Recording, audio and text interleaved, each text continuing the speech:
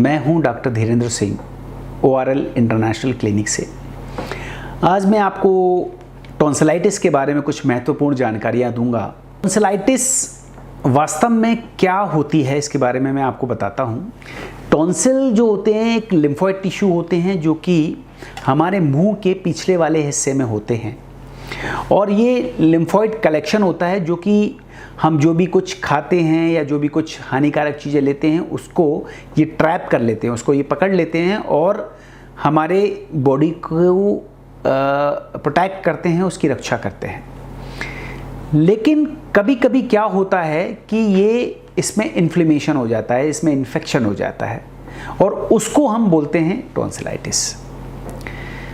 Tonsillitis के जो common causes हैं वो होते हैं वायरल की वजह से और बैक्टीरिया की वजह से। जनरली जब कॉमन फ्लू होता है या सर्दी जुकाम होता है वो वायरस की वजह से होता है, तो उसमें टॉन्सिल्स भी इन्फेक्ट हो जाते हैं, उसमें टॉन्सिल भी संक्रमित हो जाते हैं और इसकी वजह से टॉन्सिल में इन्फेक्शन हो जाता है। इसके अलावा जो दूसरा मोस्ट कॉमन कॉज होता है उसको बोलते हैं बैक्टीरियल इन्फेक्शन, जो बैक्टीरिया की वजह से होते हैं, और इसके लिए बीटा-2 स्ट्रेप्टोकोकस रिस्पॉन्सिबल होता है। अब सबसे इम्पॉर्टेंट चीज़ होती है, अगर आपको टॉन्सिलाइटिस का इन्फेक्शन हो गया तो क्या करना चाहिए। देखिए, टॉन्सिलाइटिस का इन्फेक्शन होने से सबसे पहले मैं और भी बताना चाहूँगा कि कैसे आपको पता लगेगा कि आपको टॉन्सिलाइटिस का इन्फेक्शन हुआ है, टॉन्सिलाइटिस हुई है।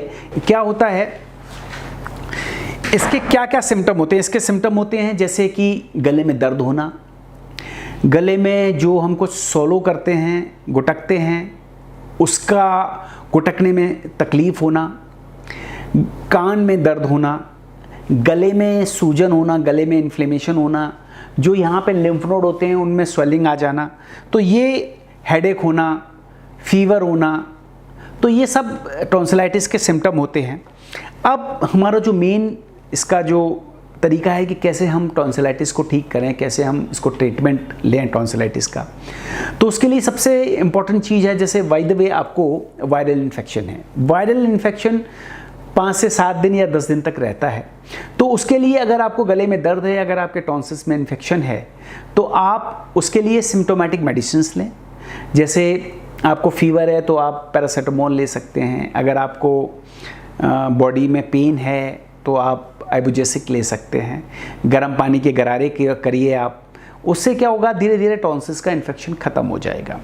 अगर आपको बैक्टीरियल इन्फेक्शन है तो बैक्टीरियल इन्फेक्शन के लिए आपको एंटीबायोटिक्स लेना बहुत ज़रूरी होता है, और इसके लिए करीब करीब 5 से 7 दिन तक आपको एंटीबायोटिक्स लेना पड़ते हैं। जो सबसे इम्पॉर्टेंट एंटीबायोटिक्स हैं इसके लिए वो होता है अमोक्सिसिलिन, और अगर मान लो पेशेंट अमोक्सिसिलिन से सेंसिटिव है, अगर उसको एलर्जी है, तो सिफेलोस्पोरिन और मैक्रोलिड्स भी हम इसमें ले सकते हैं। अब बात आती है कि अगर आपको टॉन्सिलाइटिस है तो आप ये कोशिश करें कि बहुत ज़्यादा ठंडी वगैरह चीज़ें ना लें, बहुत स्पाइसी चीज़ें ना लें, जिससे कि बॉडी की इम्यूनिटी राइज़ करती है। ज़्यादा से ज़्यादा पानी पिएँ, जिससे कि बॉडी में हाइड्रेशन बना रहता है। गर्म पानी पिएँ। आप कोशिश करें कि आप एक हेल्दी डाइट लें, जिससे कि बॉडी का रेजिस्टेंस आता है।